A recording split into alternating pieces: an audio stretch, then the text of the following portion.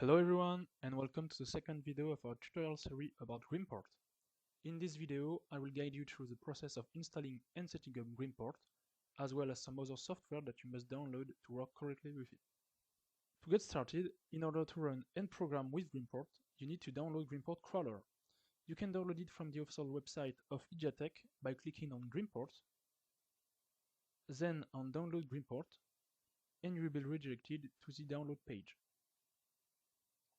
On this page, you will have two options to install Grimport Crawler.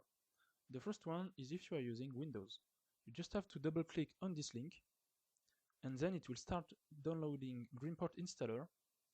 When it's done, you just have to double click on Grimport installer and install Grimport Crawler wherever you want on your computer. The second option is if you are using Mac or Linux. You can simply click on this link, download the run.jar for Grimport Crawler, and it will start downloading the run.jar.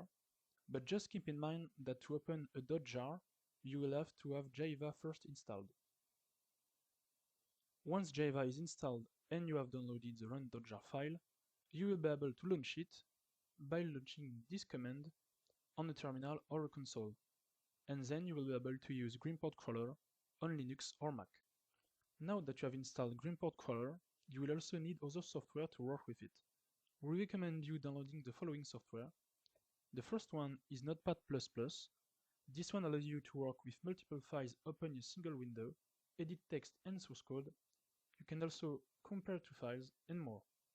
The second one is Fiddler Web Debugging. This tool will help you debug web application by capturing network traffic between the internet and your computer. The third one is Blue Griffon, or you can even use Dreamweaver. This tool will allow you to display the link between the graphic element of a page and the HTML tags of the source code. And the last one is Ditto Clipboard Manager. This one extends the standard Windows clipboard by saving them placed on the clipboard, allowing you to access those items later. And that's it for Grimport's installation. You can now start programming with Grimport.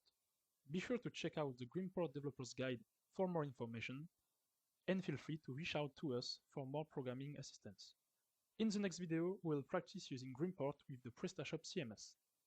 Thanks for watching this video and stay tuned for more tutorials. Goodbye!